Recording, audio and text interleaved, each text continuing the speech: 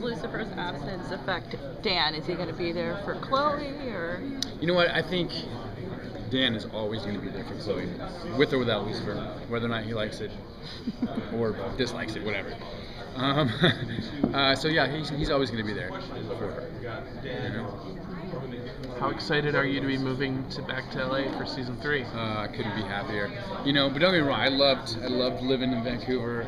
I was one of the fortunate ones who was able to take my family out there and, you know, just sort of create a whole new life out in Vancouver. And we did it well, but, you know, I'm one of those people who, out of sight, out of mind, I can do that. But then, you know, I just came back a couple of weeks ago and immediately was slapped in the face with the reality of, like, I want to come home. So when they told us that we were coming back, I was on cloud nine.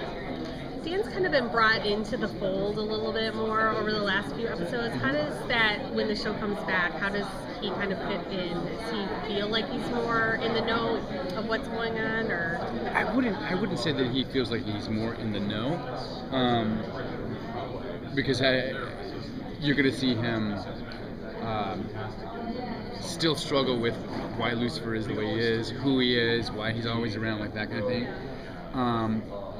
But he stands up for himself a little bit more, you know. So you're going to see some really great banter between the two. That instead of, you know, somebody made a comment earlier that they thought Dan was sort of like a doormat in the beginning. There's not a whole lot of that happening anymore. He's going to step up a little bit more. Will he still be called Detective Douche? Absolutely. I think that's going to be forever. It doesn't matter what I do. It's going to be starring Detective Douche.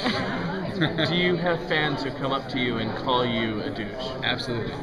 And you know, and at first, and I knew it too. Like from day one, when I read the pilot, and we're in the table read, and the first time that Tom said it out loud to me, it just rung, and I was like, that is what everyone's gonna call me. I know it from this moment on. And then, sure enough, they don't even know who I am. They just know that I'm Detective Douche. Yeah.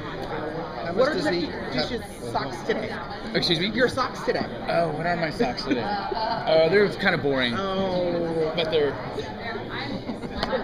So I have this thing, in case you guys don't know, on my social media where I love socks. And I have all kinds of socks. And the wardrobe department has been really awesome with going out and making it part of their job to go out and find the most interesting pair of socks they can find. And I post pictures of them daily, you know, until, you know, eventually you run out of cool socks. But I do. I have a huge thing. What's that? Favorite pair? My favorite pair? Yeah, I think my favorite pair of socks. What would they be? Well, I call them my airport socks. And they're my own personal socks. They're green, and you know how they make you take your shoes off, but they have little hands that you can do that. So those are my favorite pair of socks. So how much has Detective Douche, how much of a role does he play in the lead up to the finale? He's definitely... They're planning things, okay? They're planting things for season 3. So it's a big whirlwind of story arcs that are happening throughout, and we're all peppered throughout different episodes, and some of them stand alone, and some of them don't. They're all just sort of threaded through. He's definitely an intricate part of the threading of what they're trying to set up for season 3. So.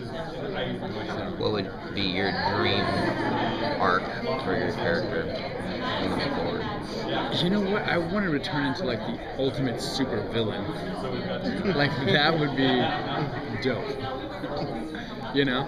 Well, your character was doing shady things for a while. It could have gone that way. Yeah, it very well could have, and it still can. You never know, because he does shady things, but he does it, you know, with a good intention. It's like, you know, to take the blame off of Chloe, to avenge, you know, whoever wronged her. Like, you know, he does it for those reasons. So it comes from here, but always ends up, you know, not the cleanest thing to do.